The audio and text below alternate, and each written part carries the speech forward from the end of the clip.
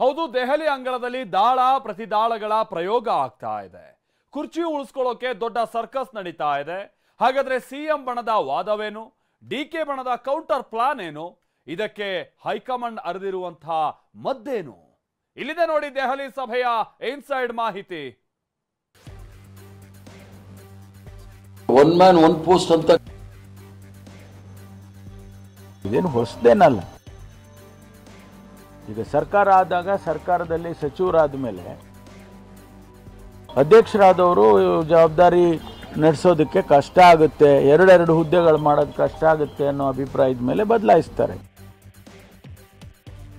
ಅದೇನು ಹೊಸದೇನಲ್ಲ. ಈಗ ನಾನಿರುವಾಗ ಬದಲಾಯಿಸಿದ್ರಲ್ವಾ. ಇದು ಪ್ರಕ್ರಿಯೆ ಒಂದು ರಾಜಕೀಯ ಪಕ್ಷದಲ್ಲಿ ಸಾಮಾನ್ಯವಾಗಿ ನಡೆಯುತ್ತೆ. ಕಾಂಗ್ರೆಸ್ ಮನೆಯಲ್ಲಿ ಕೆಪಿಸಿಸಿ ಅಧ್ಯಕ್ಷರ ಪಟ್ಟಕ್ಕಾಗಿ ಕದನ. ಒಂದು ಕಲ್ಲಲ್ಲಿ 3 ಹಕ್ಕಿ ಹೊಡೆಯಲು ಹೈ ರಣತಂತ್ರ.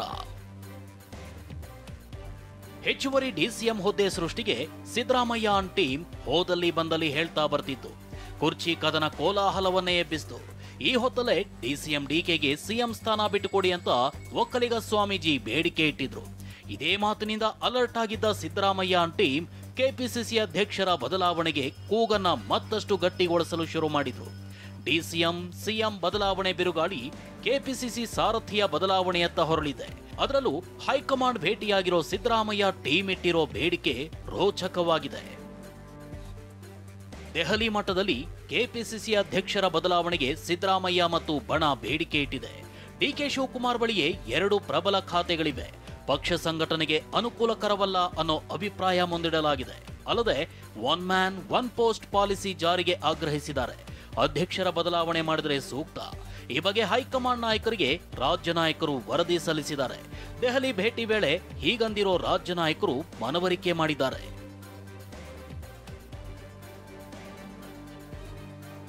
ಮುಂದಿನ ತಿಂಗಳಲ್ಲಿ ಕೆಪಿಸಿಸಿಗೆ ನೂತನ ಸಾರಥಿ ನೇಮಕ.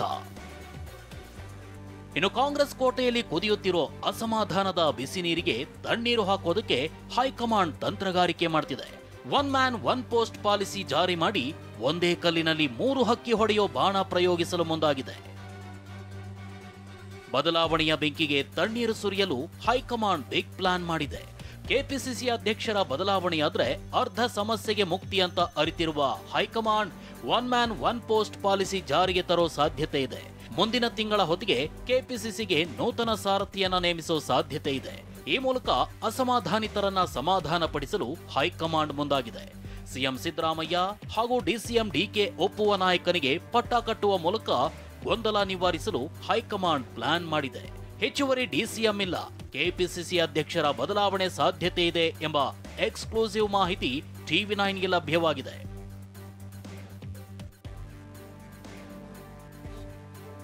ಸಿದ್ದರಾಮಯ್ಯ ಟೀಮ್ ಆಟಕ್ಕೆ ಡಿಸಿಎಂ ಡಿಕೆ ಪ್ರತಿತಂತ್ರ. ದೆಹಲಿಯಲ್ಲಿ ಸಿದ್ದರಾಮಯ್ಯ ಅಂಡ್ ಪಡೆ ಒಂದು ಆಟ ಕಟ್ಟಿ ಬಂದಿದ್ರೆ, ಇನ್ನೊಂದು ಕಡೆ ಕನಕಪುರ ಬಂಡೆ ಡಿಕೆ ಕೂಡ ಹೊಸ ತಂತ್ರಗಾರಿಕೆ ಹೆಣೆದಿದ್ದಾರೆ. ದೆಹಲಿಯಲ್ಲೇ ಒನ್ ಮ್ಯಾನ್ ಆರ್ಮಿಯಂತೆ ಪರೇಡ್ ಮಾಡಿರೋ ಡಿಕೆ ಖರ್ಗೆ ಅವರನ್ನ ಭೇಟಿಯಾಗಿ ಸಚಿವರ ವಿರುದ್ಧ ದೂರು ನೀಡಿದ್ದಾರೆ. ಇತ್ತೀಚೆಗೆ ಸಚಿವರು ಬಹಿರಂಗ ಹೇಳಿಕೆ ನೀಡುತ್ತಿದ್ದಾರೆ. ಚುನಾವಣೆ ಬಳಿಕ ಬಹಿರಂಗವಾಗಿ ಮಾತನಾಡ್ತಿದ್ದಾರೆ ಅಂತ ಸಚಿವರ ನಡೆ ಬಗ್ಗೆ ಖರ್ಗೆ ಬಳಿ ಡಿಕೆ ಅಸಮಾಧಾನ ಹೊರಹಾಕಿದ್ದಾರೆ. ಅಧ್ಯಕ್ಷ ಸ್ಥಾನ ಇದ್ರೆ ಸಿಎಂ ಸ್ಥಾನ ಬದಲಾವಣೆಗೆ ಹೆಚ್ಚು ಬಲ ಬರುತ್ತೆ. ಹೀಗಾಗಿ ಜಿಲ್ಲಾ ಪಂಚಾಯಿತಿ, ತಾಲೂಕು ಪಂಚಾಯಿತಿ, ಬಿಬಿಎಂಪಿ ಚುನಾವಣೆವರೆಗೂ ಕೆಪಿಸಿಸಿ ಅಧ್ಯಕ್ಷ ಸ್ಥಾನದಲ್ಲಿ ಮುಂದುವರಿಯಲು ಡಿಕೆ ಪ್ಲಾನ್ ಮಾಡಿದ್ದಾರೆ ಎನ್ನಲಾಗ್ತಿದೆ. ಇದೆಲ್ಲದರ ನಡುವೆ ದೆಹಲಿಯಲ್ಲಿ ಭೇಟಿಯಾಗಿದ್ದ ಸಿದ್ದರಾಮಯ್ಯ ಜೊತೆ ರಾಹುಲ್ ಗಾಂಧಿ ಪ್ರತ್ಯೇಕವಾಗಿ ಚರ್ಚೆ ನಡೆಸಿದ್ದಾರೆ. ಹೆಚ್ಚುವರಿ ಡಿಸಿಎಂ, ಕೆಪಿಸಿಸಿ ಅಧ್ಯಕ್ಷ ಸ್ಥಾನ ಬದಲಾವಣೆ ಬಗ್ಗೆ ಸಿದ್ದರಾಮಯ್ಯ ರಾಹುಲ್ ಗಾಂಧಿ ಚರ್ಚೆ ನಡೆಸಿದ್ದಾರೆ. ಚರ್ಚೆ ವೇಳೆ ಬಹಿರಂಗ ಹೇಳಿಕೆ ನೀಡದಂತೆ ಸಚಿವರಿಗೆ ಸೂಚನೆ ನೀಡಬೇಕು. ನಾಯಕರ ಹೇಳಿಕೆಯಿಂದ ಪಕ್ಷಕ್ಕೆ ಡ್ಯಾಮೇಜ್ ಆಗಬಾರದು.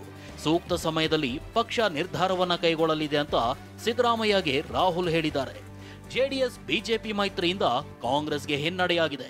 ಹಳೆ ಮೈಸೂರು ಭಾಗದಲ್ಲಿ ನಾವು 4 ಸ್ಥಾನ ಗೆಲ್ಲಬಹುದಿತ್ತು ಅಂತ ಸಿದ್ದರಾಮಯ್ಯ ರಾಹುಲ್ ಗಮನಕ್ಕೆ ತಂದಿದ್ದಾರೆ. ಸಿದ್ದರಾಮಯ್ಯ ಪಡೆ ಕಟ್ಟಿಕೊಂಡು ದೆಹಲಿಯಲ್ಲಿ ದಾಳ ಉರುಳಿಸಿದ್ದಾರೆ. ಇತ್ತ ಒಂಟಿಯಾಗಿ ಹೈಕಮಾಂಡ್ ನಾಯಕರನ್ನ ಭೇಟಿಯಾಗಿರೋ ಡಿಸಿಎಂ ಡಿಕೆ ಸಚಿವರ ವಿರುದ್ಧ ದೂರು ಕೊಟ್ಟಿದ್ದು 1-to-1 ಚರ್ಚೆ ನಡೆಸಿದ್ದಾರೆ. ರಾಜಕೀಯ ಚದುರಂಗದಾಟದಲ್ಲಿ ಯಾರು ಮೇಲುಗೈ ಸಾಧಿಸುತ್ತಾರೆ ನೋಡಬೇಕು. ದೆಹಲಿಯಿಂದ ಹರೀಶ್ ಜೊತೆ ಪ್ರಸನ್ನ ಗಾಂವ್ಕರ್, TV9 ಬೆಂಗಳೂರು.